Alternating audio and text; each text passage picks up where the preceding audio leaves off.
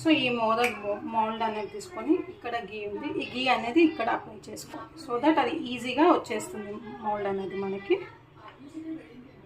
So ఇలా గీ అంతా apply చేసుకున్నాక మనం ఏవైతే ఫ్రై చేసి పెట్టుకున్నామో ఈ డ్రై ఫ్రూట్స్ని ఇందులో వేసేసుకోవచ్చు, లేదా డైరెక్ట్ మోదకులు ఇందులో అయినా మిక్స్ చేసుకోవచ్చు. బట్ నేను ఇట్లా వేస్తే ఏంటంటే షో.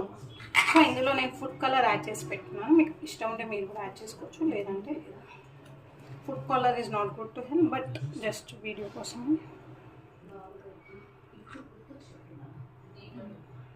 సో ఇలా పెట్టేశాక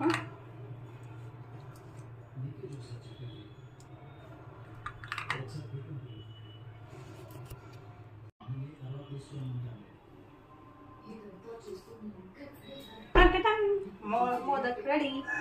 సో నెక్స్ట్ ఇప్పుడు మళ్ళీ సేమ్